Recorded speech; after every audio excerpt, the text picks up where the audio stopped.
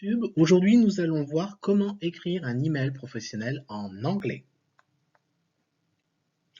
Donc, au sommaire, nous allons voir 4 éléments. Les number one, les basiques. Number two, tout ce qui est lié à la négociation. Number 3, pour confirmer. Et numéro 4, toutes sortes de styles d'écriture pour concevoir un courriel. Donc, la première des choses, commencer un email en anglais. Donc, nous allons finalement, il faut regarder le contexte. Donc, comme vous vous rappelez, dans le tableau que je vous ai mis dans le petit Mac, je vous demande de rajouter, la première partie, ça concerne le nom, name. Donc, vous allez avoir la forme neutre ou ce qu'on appelle la forme formelle, on va dire, où il y a plus ou moins une distance modérée avec votre interlocuteur que vous ne connaissez pas vraiment, ou un respect hiérarchique. Donc, vous allez dire Mr., Mrs. ou Madame. Ou quand vous êtes dans quelque chose d'un peu plus, une situation un peu plus cordiale, vous allez dire hi, hey, hi, hello. Voilà, donc ça, c'est de manière un peu plus amicale. Donc, vous pouvez également previous contact, thank you for your email, or further to your last email, par exemple, ou de manière un peu plus informelle, thanks for your email, sorry I haven't written for ages, but have been really busy. D'accord? Donc, tout ce contexte ou ces formes varient selon votre rapport avec l'interlocuteur. Donc, reason for writing, les raisons pour lesquelles vous écrivez cet email, I'm writing in connection, ou just a short note. D'accord? Donc, voilà une certaine manière. Donc, ça, c'est number one. Donc, on passe au number two. Également, giving information. I'm writing to let you know. Just a note to say. Donc, vous voulez souligner que vous allez mettre un document en pièce jointe. Donc, please find attached my report. I'm sending you as a PDF file. Ou I attach, here is you wanted, par exemple. Ou tout simplement, vous demandez une information. Donc là, la forme un peu plus neutre. Donc, could you give me some information? Ou sinon, can you tell me a little bit more about? D'accord? Donc ça, selon le contexte, on l'aura toujours, vous variez selon le rapport relationnel que vous avez avec la personne, votre interlocuteur. Nous passons au number 3. Au number 3, peut-être une requête. Donc également, I would be grateful if you could, par exemple, ou please could, ou vous promettez d'agir. I will investigate the matter. Donc le fait, je vais enquêter sur la situation.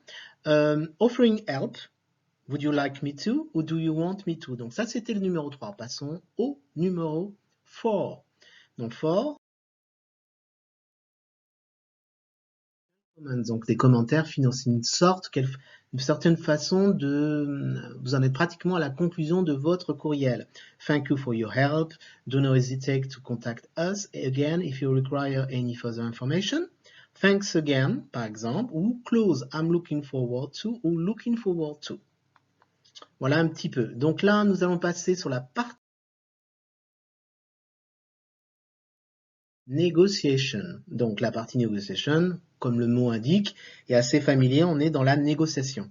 Vous êtes, par exemple, vous pouvez demander asking for information, bien entendu, au début, what are your usual charges? Donc, quel est vos tarifs habituels, par exemple? Can you give me some information about? Pourriez-vous me donner quelques informations à ce sujet de? Requête, do you think you could? Would you be able to? Voilà, donc, emphasizing the main point, c'est de souligner un point important, de mettre en avant. Donc, my main concern at this stage is, ou sinon, tout simplement encore, demander une suggestion. How do you think we should deal with that, sorry. Oh non, with this. What do you think is the best way forward? D'accord?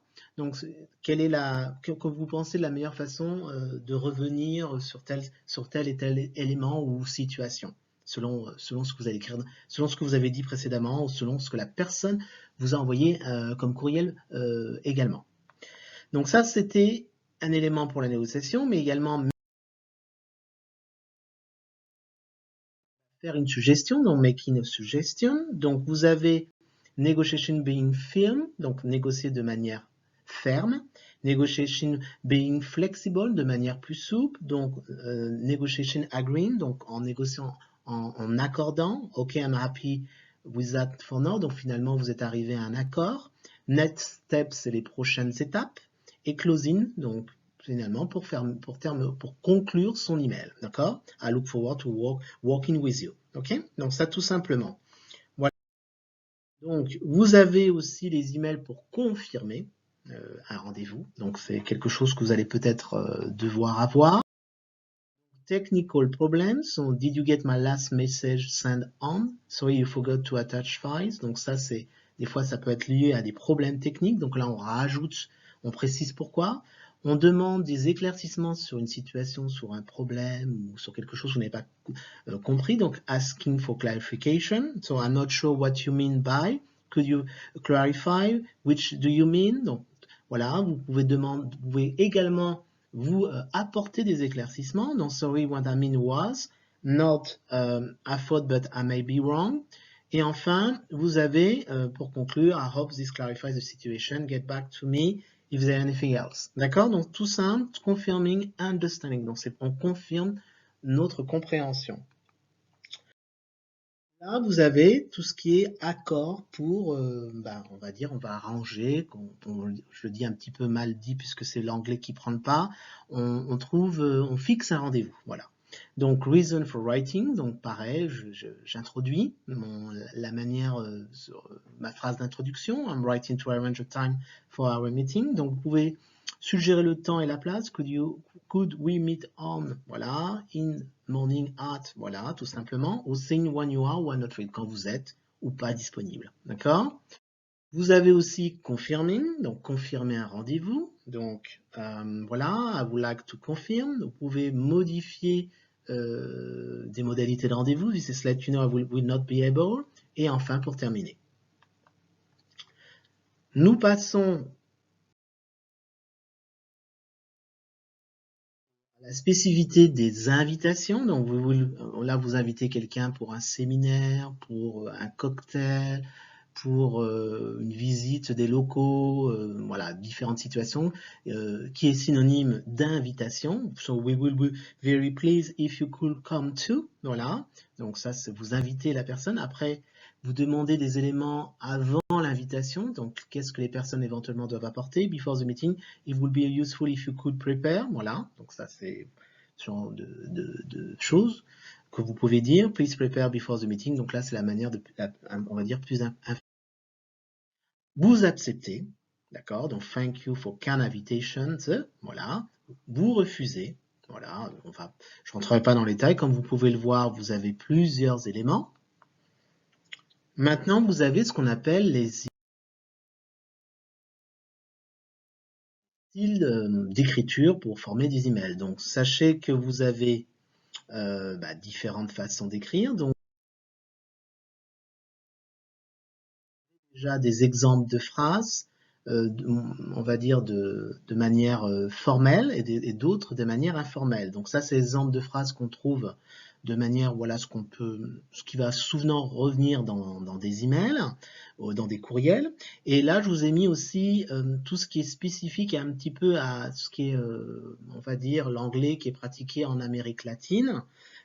Ou dans les pays d'origine anglo-saxon, d'accord, voilà, ou éventuellement on peut prendre des termes, les pays comme la Nouvelle-Zélande, l'Australie, ou également l'Afrique anglophone. Voilà, ça peut être des éléments où on parle l'anglais avec des termes peut-être qui sont plus utilisés, plus populaires. Voilà. Forme directe et indirecte. Donc, can you, please, could you, I was wondering if you could, voilà, asking, voilà, donc là, je vous ai mis les requêtes, demander permission, demander de l'aide, faire une suggestion, faire on va dire, un commentaire du plus fort au plus, on va dire, au plus léger. Voilà, donc there is a problem that will be very expensive, we can do that, voilà. Différentes formes de direct et indirect.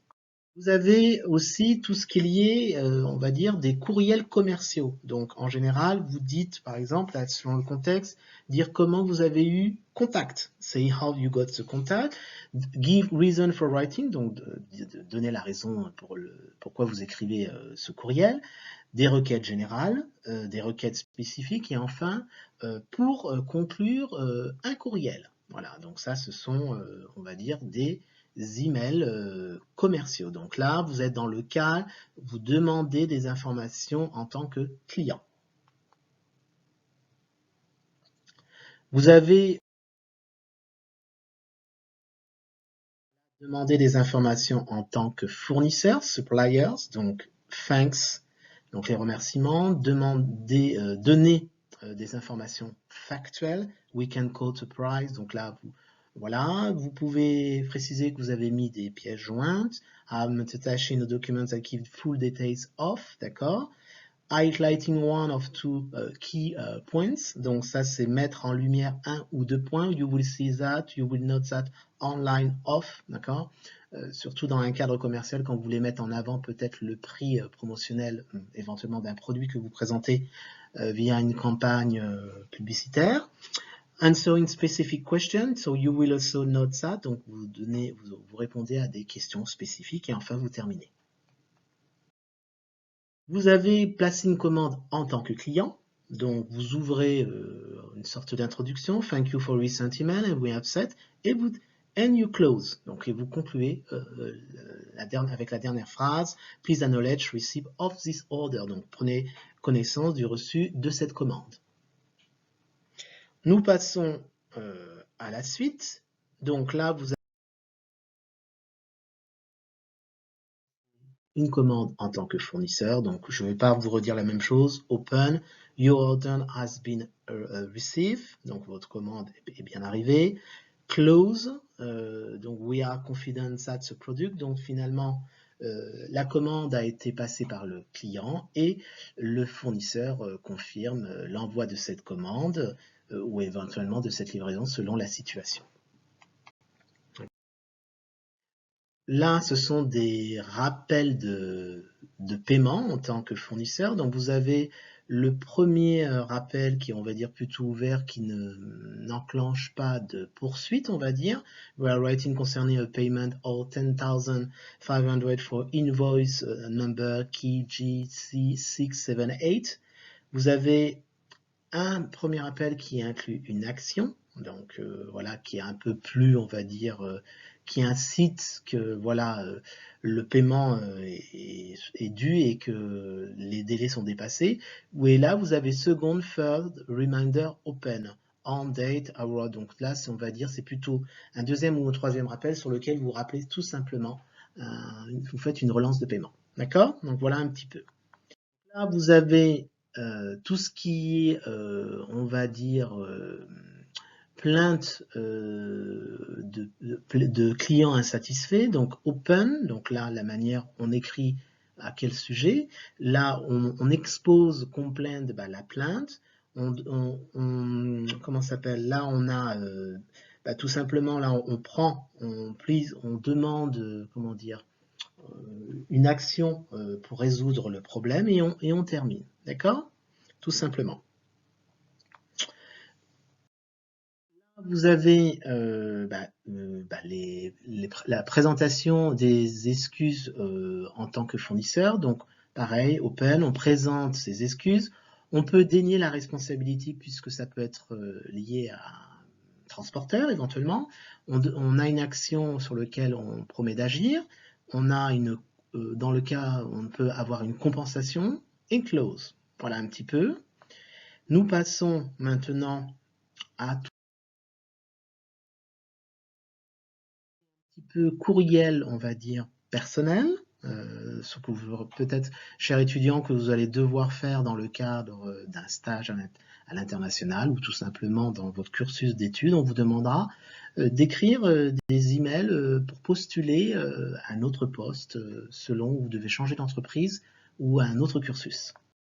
Donc là, je vous explique un petit peu ce qu'est le contexte. You heard something but you are not sure, d'accord? Something is true but surprising. Something is obvious or already known. Donc voilà, bad, good fortune, say what you really think, going back a topic. Donc ça, ce sont des termes qui reviennent le plus souvent. Vous avez ce qu'on appelle des connecteurs, des mots de liaison qui vont vous permettre d'enchaîner les phrases. Donc quand je vous ferai dans un prochain volet sur les mots de liaison en anglais. Donc je vous préciserai quels sont les mieux à utiliser aussi bien à l'oral qu'à l'écrit.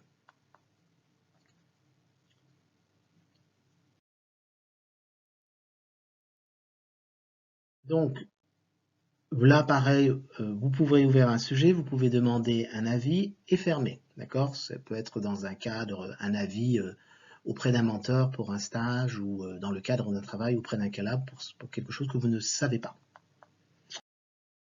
Voilà, donc vous avez Open, Giving Advice, les résultats, différentes options et vous fermez. C'est important aussi là faire une suggestion, accepter ou rejeter. Donc pareil, c'est différent. Donc c'est un peu plus d'emails personnels qui sont, on va dire, d'ordre plutôt confidentiel, qui sont liés à vous, pas forcément c'est pas dans une démarche commerciale. Vous avez aussi également souhaiter bonne chance, vous féliciter quelqu'un, souhaiter les meilleurs vœux ou malheureusement à présenter de mauvaises nouvelles. D'accord? Vous avez aussi, j'ai rappelé greeting, donc dear sir, madame, donc reason for writing. Donc ce cadre-là, c'est lorsque spécifiquement vous postulez pour une candidature. Donc dear sir, madame, les raisons pour écrire, vous précisez votre expérience et vos diplômes. Vous référez vous référez que vous avez joint votre CV, d'accord? Les commentaires finaux pour de sorte de pré-remerciement et la conclusion, vos dernières phrases de votre email. N'oubliez pas que vous devez signer et éventuellement mettre votre poste si vous en occupez un, si vous postulez pour un poste en interne. Donc, par exemple, là aussi, je vous ai mis introduction de background. Donc, vous pouvez préciser, rappeler dans le rapport éventuellement quelles sont vos références. Donc là, c'est le cas quand vous écrivez une sorte de rapport, de compte rendu. Là, vous avez également, vous exposez des chiffres, findings. Là, vous mettez en avant on va dire des points importants, sign spots. Ça veut dire qu'il y a des sous-titres qui vont être importants et qu'il faut prendre en compte. Conclusion, recommandation. Et enfin, pour fermer, votre courriel. Donc séquence, donc là pareil, vous les séquencez, donc premièrement, deuxièmement, finalement, vous parlez de manière générale, vous voulez exposer, on va dire, une idée à une autre, l'opposé, donc however, néanmoins, ajouter un autre point, in addition, moreover, ou on another point, des exemples et des alternatives. Voilà un petit peu comment faire des emails et j'espère que ça vous aura apporté les éléments nécessaires et je vous dis à bientôt.